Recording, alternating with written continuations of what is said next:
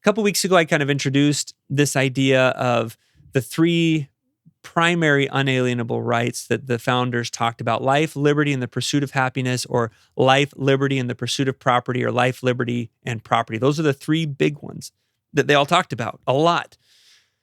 And it doesn't, coming from a Christian perspective, it doesn't seem to make a lot of sense that property and getting stuff should be foundational to our happiness and foundational to freedom. But let's look through and kind of logically think through what happens without property rights, without the ability to own and protect your property. And I'm going to go so far, and I'm kind of echoing what's in the 5,000-year leap, that protecting property rights is not just necessary so that you can own stuff, but protecting property rights is also directly related to how well you're able to protect life and freedom in general.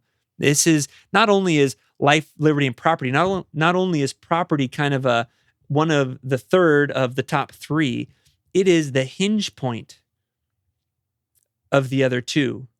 Without protection of property, the other two cannot happen. And here's why. So without property rights, without the ability to make sure that the things that you own, you can hold on to, the lazy and covetous neighbor or neighbors could come in and take the fruits of my hard-earned labor if they're stronger than I am.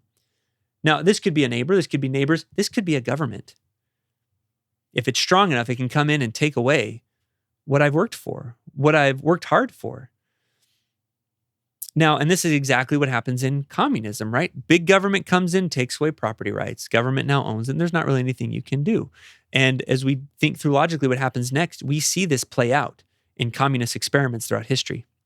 So if that can happen, if anybody can come in and take my stuff just because they're bigger or stronger than I am, and I can't keep that property safe, then that destroys the incentive of the industrious people to develop the property that they have, to improve, to grow, and do more.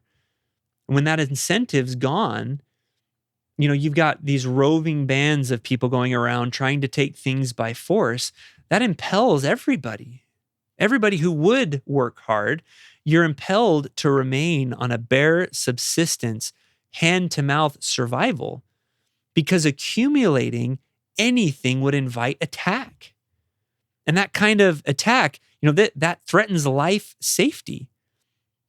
If there's a threat of attack, if you have things, you're not safe personally. If you've got these bands that can come and take whatever they want, then your personal life and your safety is at risk. Also, it threatens the safety of your life by if you're not allowed to accumulate, and if accumulating things invites attack, then what incentive do you have to store away for hard times? So in the case of famine, you're not prepared.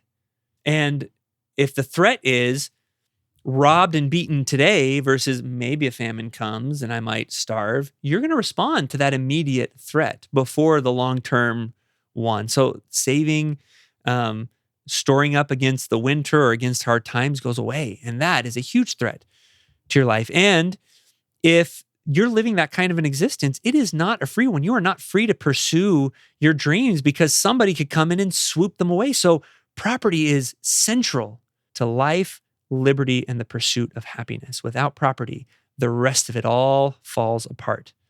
John Adams said, "The moment the idea is admitted into society that property is not as sacred as the laws of God, and that there is not a force of law and public justice to protect it, anarchy and tyranny commence. Property must be secured or liberty cannot exist."